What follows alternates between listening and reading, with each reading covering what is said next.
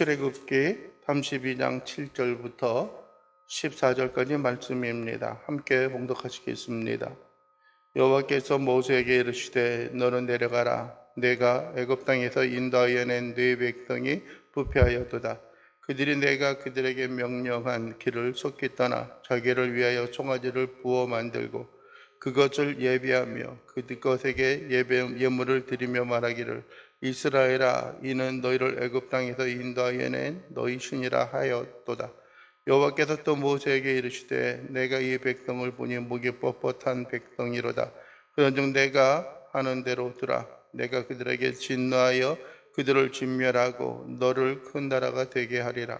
모세가 그의 하나님 여호와께서 구하여 이르되 여호와여, 어찌하여 그 큰 권능과 강한 손으로 애굽 땅에서 인도하여 내준 주의 백성에게 진노하시나이까? 어찌하여 애굽 사람들이 이르기를 우리가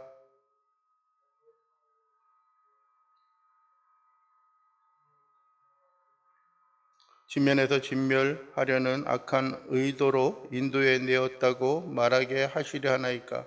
주의 맹렬한 노를 그치시고 뜻을 돌이키사 주의 백성에게 이 화를 내리지 마옵소서. 주의 종 아브라함과 이삭과 이스라엘을 기억하소서. 주께서 그들을 위하여 주를 가리켜 맹세하여 이르기를 내가 너희의 자손을 하늘의 별처럼 많게 하고 내가 허락한 이 온 땅을 너희의 자손에게 주어 영원한 기업이 되게 하리라 하셨나이다. 여호와께서 뜻을 돌이키사 말씀하신 화를 그 백성에게 내리지 아니하시니라. 아멘. 오늘 우리가 함께 말씀을 나누기를 원하는 것은 죄에 대한 하나님의 진노와 하나님의 그 어떤 반응, 인식을 우리가 함께 좀 듣고 배우고 또 그 마음을 품기를 원합니다. 우리가 지난주에 보았던 것처럼 여러분들이 어떠한 사람이 바른 인도자인가라고 하는 겁니다. 모세가 있었고요. 또 뿐만 아니라 또 모세의 대언자의 역할을 했던 아론의 모습을 또한 우리가 살펴보았습니다. 그러나 우리의 영원한 선생이요 참된 우리의 목자가 되시는 분은 이 땅에 그 누구도 없습니다. 이 땅에 있는 큰 목회를 하든 작은 목회를 하든 어떤 목사가 되어진 지 목회를 한 지 얼마 됐든 되지 않았던 그 사람이 어떤 그 단임 목회를 하든 아니면 부교육자의 생활을 하든지 간에 그것은 그다지 중요한 것이 아닙니다.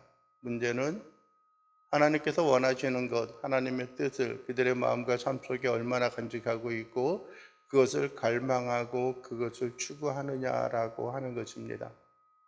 그래서 백성의 소리를 듣는 일도 중요하고요. 또 많은 사람들의 아픔과 많은 사람들의 어떤 애환을 또 들어주고 그 문제를 해결하는 것도 중요하지만 그것은 어떤 모든 일을 이루는 과정에 있어서 하나의 어떤 중간 과정이라고 하는 것을 우리는 잊지 말아야 하는 것입니다. 문제는 우리가 하나님 앞에 어떠한 삶을 살고 어떠한 길을 걸어가고자 하느냐라고 하는 것들입니다.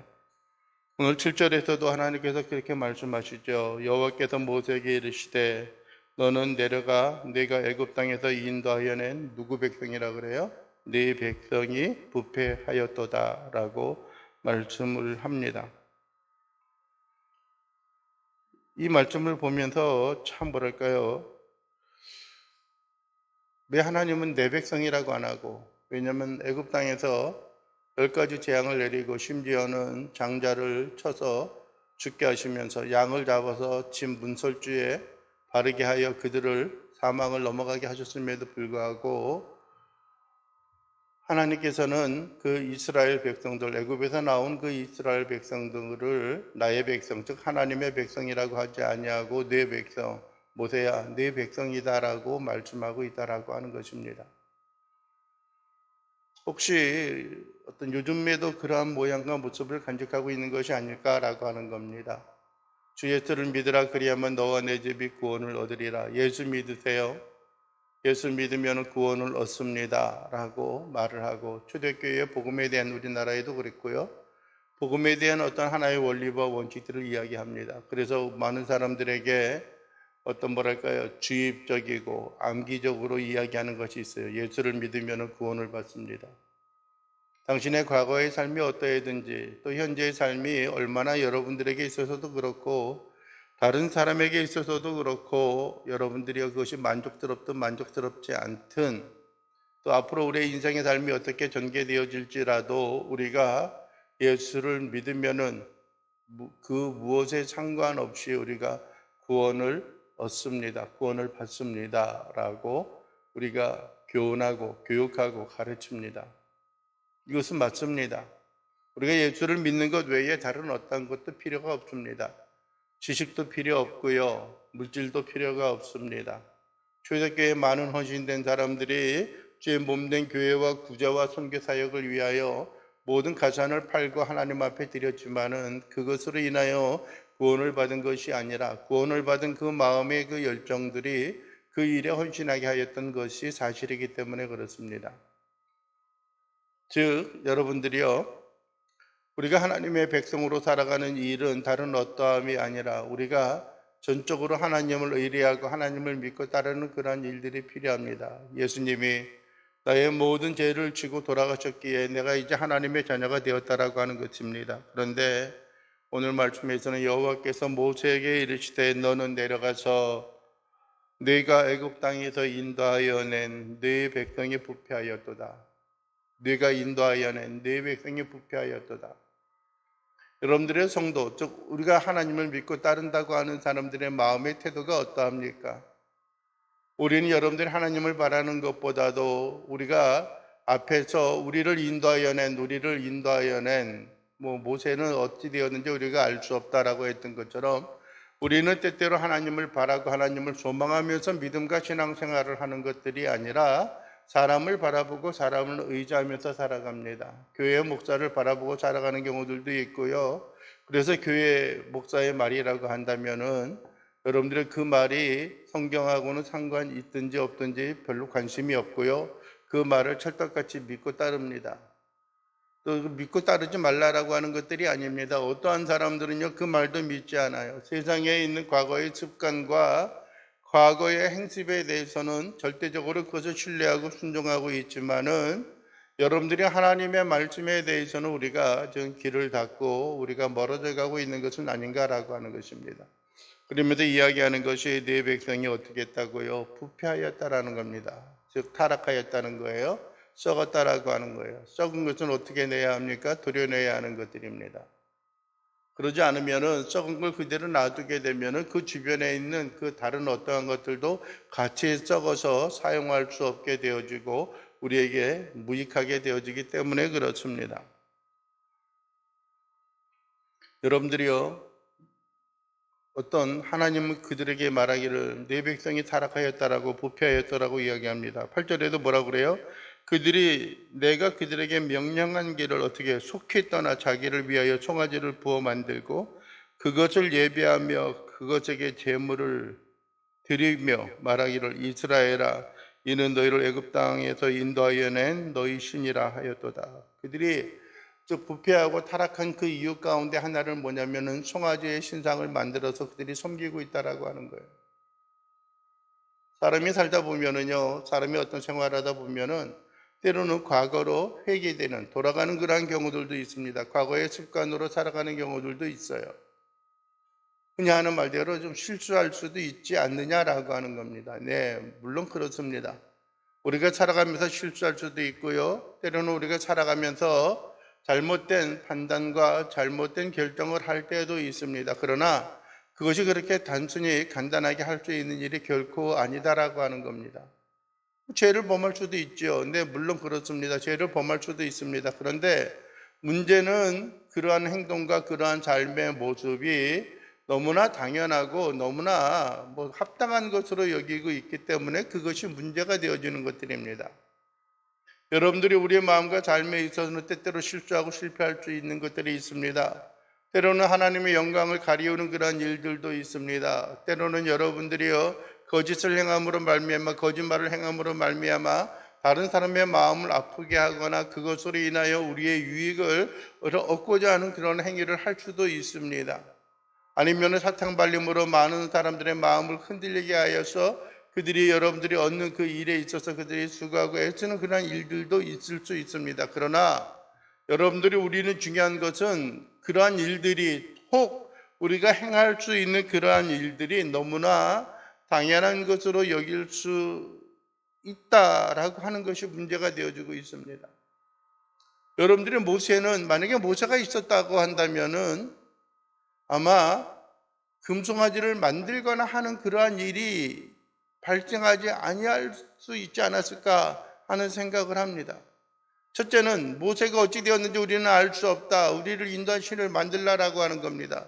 특별히 하나님 앞에서 여러분들의 강한 의지와 강한 어떤 그 하나님의 의분을 품고 살아갔을 어떤 모세에게 있어서 우리를 인도할 신을 만들라고 이런 못된 것들 하면서 아마 분노를 하며 진노를 토해낼 수도 있습니다.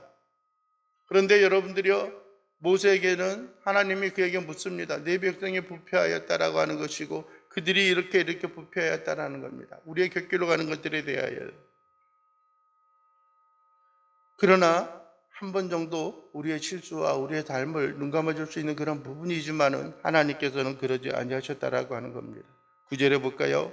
여호와께서 또 모세에게 이르시되 내가 이 백성을 보니 목이 뻣뻣한 백성이로다. 10절에 보면 그런즉 내가 하는 대로 두라. 내가 그들에게 진노하여 그들을 진멸하고 너를 큰 나라가 되게 하리라. 가만히 보니까 이스라엘 백성이 목이 뻣뻣한 백성이라고 하는 거예요. 목이 뻣뻣한 건 뭡니까? 목에 디스크가 있어서 보호대를 찬 것도 아니고요. 그들이 오만하고 교만합니다. 하나님 앞에 머리 숙일 줄 모르고 하나님의 말씀에 굴복하지 못하는 그런 이야기입니다. 때때로 구약 성경에서도 그렇고 성경에서 목이 뻣뻣하다라고 하는 것은 하나님의 말씀에 귀를 기울이지 아니하고 하나님 앞에 범죄하여 죄악된 백성이다라고 하는 의미를 품고 있습니다. 여러분들 우리는 그러지 않습니까? 우리의 자존심과 우리의 모든 것 때문에 하나님의 말씀을 너무나 멀리합니다. 그것은 성경에 나와 있는 말씀이고 우리는 여러분들이요 우리의 습관, 우리의 삶, 내가 배워서 내가 전에 보니까는 과거에 내가 경험해 보니까 이라고 하는 그러한 일들이 우리의 행동과 우리의 삶의 기준이 되어지고 기본으로 깔려있는 그런 삶을 살아가고 있다는 겁니다.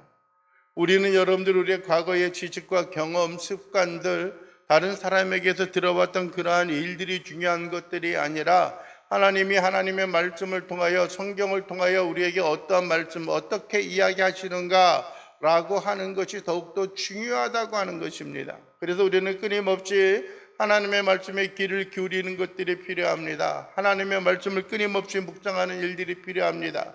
그래서 여러분들의 시편의 말씀과 같이 주의 말씀은 내 발의 등이요 내 길의 빛이니이다 라고 말씀하셨던 것처럼 우리는 하나님의 말씀을 따라 나아가는 일들이 우리에게 있어야 하는 것들이에요. 그래서 하나님이 원하시는 것이 무엇인가라고 하는 것을 우리는 좀 깨닫고 마음에 새기는 일들이 있어야 하는 것들입니다. 한 번쯤 실수할 수 있는 그런 삶의 부분이라고 해서 너무나 좀 가혹한 거 아니냐, 너무나 좀 심한 거 아니야? 라고 하는 그런 이야기를 할 수 있지만은 오늘 10절에서 보면은 하나님께서 그들이 행한 금송아지를 만든 그러한 행위에 대해서 이야기합니다. 내가 하는 대로 두라. 내가 지금 뭔가를 하려고 하는데 너 간섭하지 마. 끼어들지 마. 이러쿵저러쿵 뭐라고 말하지 마. 라는 겁니다. 내가 하는 대로 그냥 두라는 거예요. 냅두라는 거예요.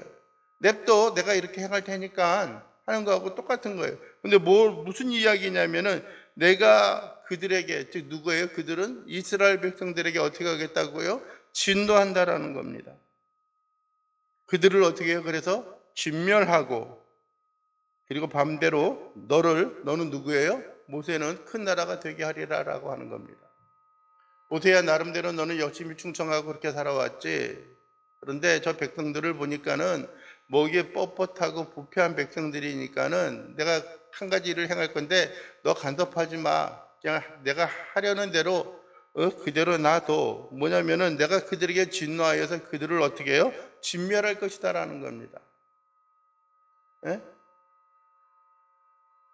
근신하게 하고 염려하게 하고 어떤 그들에게 책망하는 일들이 아니라 단순히 그들이 여러분들이요 그들의 인도할 지도자에 대한 부재 그러한 것들 때문에 마음이 근심과 염려가 되어서 그들이 인도한 신 여호와 하나님을 그들이 가지고 있던 모든 금은 폐물, 쓰다가 남은 거 하찮은 것이 아니라 그들에게 귀하게 여겨졌던 그 일로 인하여 금송아지를 만들어서 우리가 세상 신을 섬긴 것들이 아니라 이것은 우리를 애굽 땅에서 인도하여 낸 여호와로라 라고 말하고 있는 그 하나님, 당신을 우리가 섬기고자 하는 것이었는데 그게 뭐 큰 잘못이에요 라고 하는 거죠. 그런데 하나님은 뭐라고 이야기해요? 거기에 대해 진노하였고 그들을 진멸할 것이다 라는 겁니다. 여기서 우리가 생각해야 하는 것은 하나님이 죄에 대해서, 하나님의 불순종에 대해서, 하나님의 불의에 대해서 얼마나 아파하고 얼마나 미워하시는가라고 하는 것을 알아야 돼요. 사람과 사람과의 실수에 있어서는 변호하고 변론할 수도 있어요. 물론 여러분들이 하나님이 우리의 모든 죄와 모든 허물들, 심한 경우에는 앞으로 지을 우리의 죄까지도 하나님이 다 용서해 주셨어요. 자기가 가장 사랑하는 아들 독생자 예수 그리스도를 이 땅에 보내시면서 십자가에 달려 죽게 하고 영원히 죽음도 없고 영원히 사망도 없는 그분에게 무덤이라고 하는 곳에 장사가 되어지고 다시 부활하게 하시는 그 역사를 인하여서 우리를 구원하여 주셨어요. 죄가 그렇게 위험에도 불구하고 그 아들 예수를 이 땅에 보내어서 구속해 하시고 죽음 가운데 내어놓으셨다라고 하는 겁니다. 그리고 그들을 어떻게 할 거라고? 진멸할 것이다 라고 말씀하고 있어요. 죄라고 하는 것은요, 죄송한 이야기이지만은 우리의 습관과 밀접한 관계가 있습니다. 우리가 어떠한 생활의 습관을 살고 있는가, 또 어떻게 우리가 많은 사람들에게 비춰지고 보여지고 있는가라고 하는 겁니다. 혹시 이스라엘 백성들이 애굽 땅에 있으면서도 그 땅에 거하고 있는 신들을 혹시 섬기지 않았는지 모르겠어요. 섬김의 그 틀 가운데 그대로 있는 거예요. 아니면 그들이 하나님을 섬긴다고 하지만은 형상도 없고 흔적도 없고 어떤 모양도 없는 그 하나님을 섬기기에는 왠지 불안하기 때문에 그들이 신상을 만들고 그들이 섬기는 여호와 하나님을 그들이 섬기려고 했는지도 모르겠어요. 그러나 그것은 여러분들이요, 진심으로 진정으로 하나님이 원하는 신앙과 믿음의 삶의 모습이 아니다라고 하는 것입니다. 한 번쯤은 좀 용서해 줄 수 있지 않을까요? 한 번쯤은 우리를 좀 이렇게 품어주시고 관용해 주시면 안 될까요? 라고 하는 생각을 갖게 되어질 수도 있어요. 그러나 그것은 하나님의 입장에서 보기에는 허용될 수 없는 그런 요소였다는 겁니다. 여러분들 우리의 삶에 있어서도 보십시오. 우리들의 죄악과 우리들의 부족함과 우리들의 모든 허물을 하나님 앞에 용서를 구한다라고 하는 것 그 자체는 좀 말도 안 되고 그런 일이 있을 수도 없는 일들이지만은 우리의 허물과 죄를 용서를 구한다고 하는 것 자체는 우리의 죄 때문에 돌아가셨던 예수님을 십자가에 못 박는 것과 별반 다를 것이 없는 그런 모양이 아니겠는가라고 하는 겁니다. 구약시대에는 여러분들이 우리의 죄를 용서받기 위해서는 우리의 죄 대신 양이나 소가 죽임을 당하고 하나님 앞에 제물로서 번제로서 태워져야 했기 때문에 그렇습니다. 그러나 여러분들이 누구는 뭐라 그래요? 모세를 향하여서는 뭐라고 말합니까? 너는 너를 큰 나라가 되게 할 것이다 라고 하는 거예요. 야, 내가 저들은 진멸하고 그들은 부패하여서 내가 진노하여 진멸하지만은 내가 너만큼은 어떻게 하겠다는 거예요? 큰 나라가 되게 하겠다라고 하는 거예요. 다행이다. 저들은 죽어도 나는 사는구나. 저들은 망해도 나는 승리하고 성공하는구나 라고 하는 것으로 만족하는 그러한 모세는 아니었습니다. 한번 보십시오. 11절에 보면 그렇게 말합니다. 모세가 그의 하나님 여호와께 구하여, 즉 기도하여 이르되 여호와여 어찌하여 그 큰 권능과 강한 손으로 애굽 땅에서 인도하여 내신 주의 백성에게 진도하시나이까. 또 12절에 어찌하여 애굽 사람들이 이르기를 여호와여 자기의 백성을 산에서 죽이고 지면에서 진멸하려는 악한 의도로 인도하여 내었다고 말하게 하시려 하나이까.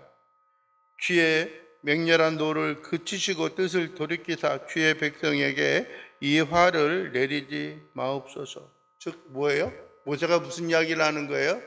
하나님 제발 부탁이니까는 다른 사람 이목도 있고 다른 사람들이 또 평가하는 것들이 있잖아요. 얼마나 조롱하겠어요? 하나님 그들을 진멸하지 말고 한번 좀 용서해 주시면 안 되겠습니까? 라고 하는 거예요. 네? 안 되겠습니까? 라고 말하는 거예요. 하나님은 더 이상 너는 간섭하지 말라라고 했는데 그렇게 이야기하고 있는 거예요. 그리고 또 여러분 13절에 뭐라 그래요? 주의 종 아브라함과 이삭과 야곱이라고 하지 않고 이스라엘을 기억하소서. 주께서 그들을 위하여 주를 가리켜 맹세하여 이르기를 내가 너희의 자손을 하늘의 별처럼 많게 하고 내가 허락한 이 온 땅을 너희의 자손에게 주어 영원한 기업이 되게 하리라 하셨나이다 라는 거예요. 하나님이 뭐예요? 누가 안 하겠대? 내가 너로 인하여 큰 민족을 이루겠다니까 이라고 하는 거예요. 그러나 내가 그 죄악된 백성들은 어떻게 하겠다요? 가만히 두지 않겠다라고 하는 거예요. 가만히 두지 않겠다라고 하는 거예요. 우리의 마음과 우리의 생각에 있어서 너무나 쉽게 생각하는 오류들이 있어요. 죄를 범하였는데 내가 하나님 앞에 내가 기도하고 회개하고 용서를 구하면 되지 라고 하는 생각을 가져요. 물론 맞습니다. 우리가 잘못을 행한다라고 한다면 어떻게 해요? 하나님 앞에 용서를 구하고 우리가 회개하고 죄사함을 구하면은 하나님이 용서해 주실 거예요. 그런데 우스갯소리로 그러한 일이 너무나 반복되고 너무나 자주 하면은 아직 그렇잖아요. 진정성이 없잖아요. 진짜 제가 잘못해서 용서를 구하고 회개하는 건지, 진짜 죄를 미워하기 때문에 하나님, 제가 진심으로 잘못했습니다. 진심으로 이야기하면서 용서를 구하고 잘못하는 것들이 과연 마음의 본심에서 우러나오는 건지 아니면은 종교적인 행위와 습관 때문에 삶의 유형 때문에 내가 잘못을 행하였으니까 내가 죄의 용서를 구하여야지 라고 하는 생각으로 나오는 건지 도저히 그 마음과 생각을 알 수가 없어요. 우리가 용서를 구해야 하는 것은 당연합니다. 여러분들이요, 죄를 짓고 행하며 불의한 사람들, 연약한 사람들을 위하여서 우리가 기도를 해야 하는 것도 당연한 우리의 반응이고 우리의 행동입니다. 그러나 문제는 여러분들이요, 죄를 범한 사람들이 그 죄에 대한, 그 죄가에 대한, 그 죄성에 대한 것이 얼마나 중차대하고 얼마나 심각한 것인가라고 하는 것을 알아야 돼요. 그렇다라고 한다면은 우리는 죄의 그 구렁텅이 안에 우리의 발을 쉽게 내디딜 수 없다라는 겁니다. 그거 별거 아니지 뭐. 다른 사람도 다 하고 다른 사람도 다 그렇게 살아가는데 그것쯤이야 뭐 좀 어때? 라고 하는 겁니다. 그래서 내 신분이 바뀌는 것도 아닌데 뭐 좀 어때? 그래도 나는 다른 사람들보다 낫지 않아? 나는 그래도 좀 더 많은 사람에게 사랑받지 않아? 목사님도 인정하고 가정에 있어도 나름대로 인정함을 받고 다른 사람들이 나를 보면은 그래 너 같은 애 없어 라고 이야기하는, 너 같은 사람 없어 라고 이야기하는 그런 경우들도 우리에게 얼마나 많은지 몰라요. 그러나 여러분들이 우리 행하는 그런 죄에 대한 것들이 하나님과 우리의 관계에 있어서 조금씩 점을 먹고 조금씩 우리의 관계가 틀어져 가고 하나님에게 있어서 벗어나고 엇걸려 가고 있다는 겁니다. 하나님과 우리의 간격이 여러분들의 평행선과 같이 영원히 만나지 못할 수도 있고요. 지금에는 우리의 발을 벌려져 두 개의 이 벌어져 있는 그것의 양쪽 양발을 다 올려놓을 수 있지만은 그것이 어느 정도 진행이 되어지고 어느 정도 가다 보면은 우리의 발과 우리의 힘과 능력으로는 그 일을 감당할 수 없는 그런 모양과 모습이 우리에게 다가올 수 있다라고 하는 거예요. 우리가 기도를 해야 하는 것은 우리의 분명한 사실입니다. 교회의 지도자로서 또 교회에 먼저 된 자로서 많은 사람들을 위하여 간구하고 많은 사람들의 평안함과 그들의 회복과 건강을 위하여 기도해야 하는 일들은 사실입니다. 그러나 여러분들이요, 그 내면에 있어서 그것을 위하여 우리가 진실하게 기도하고 간구할 수 있는 그러한 하나의 중요한 실마리와 역할은 그 또한 하나님의 마음과 하나님의 심령을 가지고 죄에 대한 절박함과 죄에 대한 중차대한 그 마음을 품고 기도하는 일들이 우리에게 있어야 하는 것들이에요. 어쩔 수 없이 의무감으로 행하는 것들도 아니고요. 어쩔 수 없이 여러분들이 우리의 간절한 마음과 간절한 삶의 형태를 우리가 간직하고 나가는 것들도 필요합니다. 이제 코로나가 3년이 지나서 이제 뭐 특별한 어떤 그 제재를 하는 것도 없어요. 마스크를 끼워라 말라 하는 것들도 없고요. 특별히 병원을 방문하는 일 외에는 여러분들이요, 마스크 착용을 권장하지도 않고 의무화되어 있지도 않습니다. 수많은 사람들이 몰려드는 대중교통에 있어서도 여러분들 마찬가지입니다. 모든 것이 규제가 되어지고 어려운 생활이 되어지고 어려운 환경이 되어져 있다 보니까는요, 여러분의 신앙과 어떤 우리 예배의 삶에 대한 그 형태와 모양도 많이 흐트러지고 많이 깨어져 있는 것 같아요. 우리는 모든 삶에 있어서 다시 한번 회복할 일들이 필요합니다. 시간을 내서 하나님을 찬양하는 일들이 필요하고요. 시간을 내서 하나님의 말씀을 묵상하고 하나님의 말씀에 우리의 삶과 시간을 헌신하는 일들이 필요해요. 우리의 목소리를 더 높여서 찬양하고 기도하는 그러한 일들도 우리에게 필요합니다. 그렇지 아니한다면은요, 물론 그것으로 전적으로 되어지는 것은 아니지만은 그러한 일들이 우리에게 사라짐으로 인하여서 하나님의 마음과 하나님의 생각이 우리의 마음에 있어서 흐려지고 우리가 멀어져 가고 있는 그 사실을 우리는 결코 잊지 말아야 한다는 겁니다.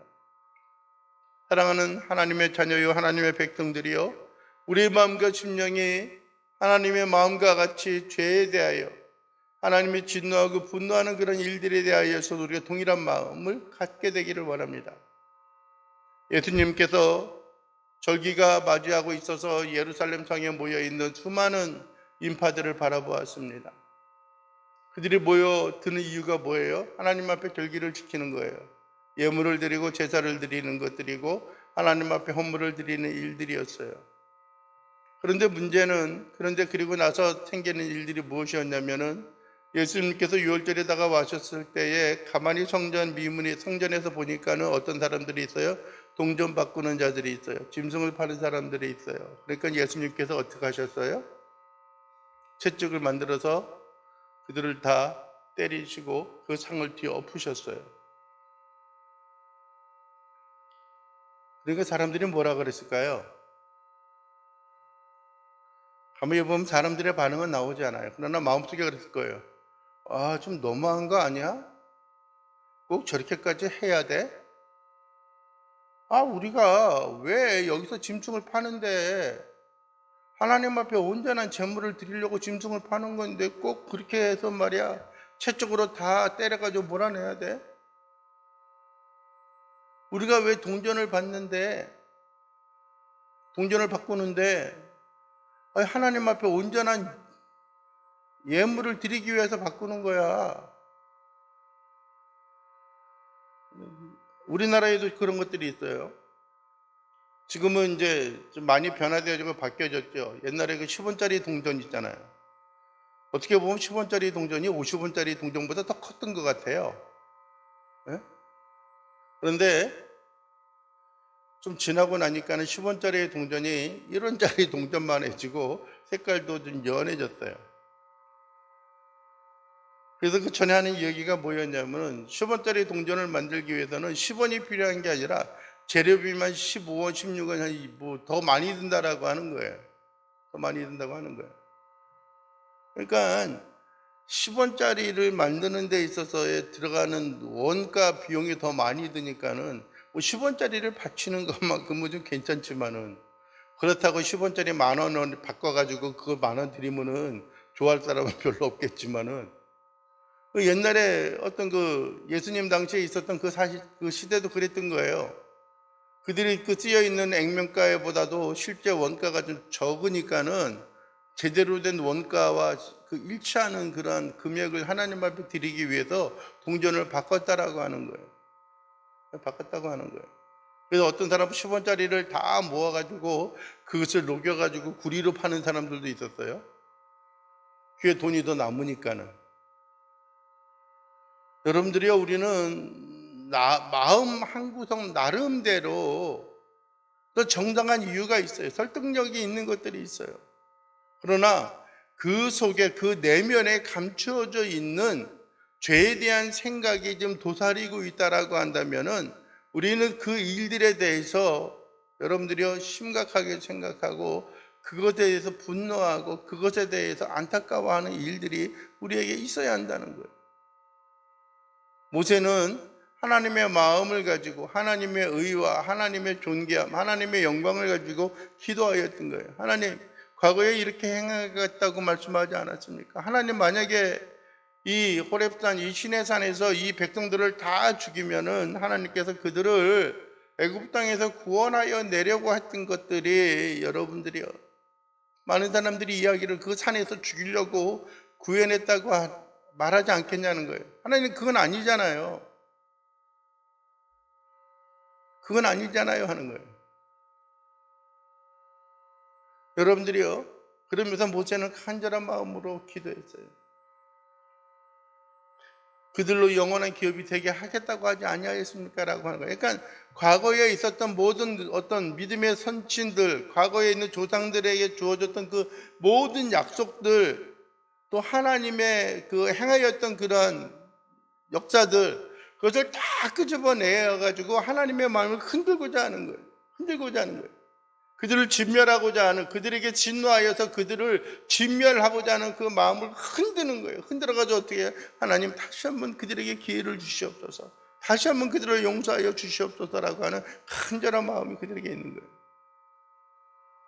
너 간섭하지 마라고 했다고 해서 아무것도 하지 말고 그냥 멀리 떨어져 저 뒤에 가서 뒷짐지고 한번 내가 어떻게 하는가 잘 봐, 내가 그들을 어떻게 진멸하는가 잘 봐라고 하는 것, 아무것도 하지 말라고 하는 것들이 아니라 얼마나 우리가 깨달아야 하는 것, 이 시간을 통해서 우리가 인식해야 하는 것은 하나님이 죄에 대해서 얼마나 분노하고 얼마나 진노하시는가라고 하는 거예요.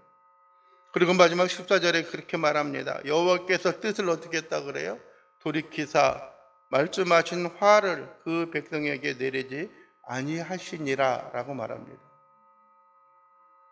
모세의 간절한 기도와 삶, 하나님이 그들을 분노하시지만은 뜻을 돌이키지 아니하시는 그 하나님이시지만은 그 모세의 간절한 기도와 모세의 간절한 간구, 하나님을 향하여 부르짖는 그 음성들이 이스라엘 백성들에게 내리고자 했던 모든 진노와 그 진멸하고자 했던 계획들을 어떻게 해요? 변개하고 바꾸셨다라고 하는 겁니다. 우리는 오늘 이 시간 깨닫기를 원합니다. 첫째는 죄에 대한 하나님의 인식이에요. 죄에 대해 하나님이 얼마나 미워하는가라고 하는 것. 두 번째는 그 죄악된 그 백성과 마음 아프게 하고 고난과 고통 가운데 있는 그들이라 할지라도 그들을 위하여 기도하는 먼저 된 자로서의 사명과 삶을 우리가 잊어버리지 아니하고 우리가 그것을 빼앗기지 아니하고 간절히 살아가는 그러한 신앙과 믿음을 여러분들이 소유할 수 있게 되기를 원합니다. 어떤 고난과 역경이 있다라고 할지라도 그 가운데 승리하고, 어떤 연약함 가운데 있다라고 할지라도 그 가운데 하나님의 뜻을 이루어 나아가고 하나님의 마음을 품고 나가 최후에 승리하며 최후에 하나님 앞에 영광을 돌리는 귀한 신실한 하나님의 자녀요 백성들의 삶이 되어질 수 있게 되기를 주님의 이름으로 간절히 바라고 원합니다. 간절히 축원을 드립니다. 기도하겠습니다. 사랑과 자비가 풍성하신 우리 주 여호와 하나님 아버지, 오늘도 우리가 주 앞에 바라고 소원하옵는 것은 우리가 이 땅에 살아가면서 너무나 힘이 들고 너무나 연약한 모습들이 많았던 것을 고백합니다. 그러나 바라고 원하 없는 것은 주님의 주신 은혜와 사랑을 우리에게 더하여 주시고 하나님이 죄악에 대하여 얼마나 미워하시고 얼마나 안타까워하시는가, 하나님의 그 마음과 그 심령을 품고 나가는 자들 되게 하옵소서.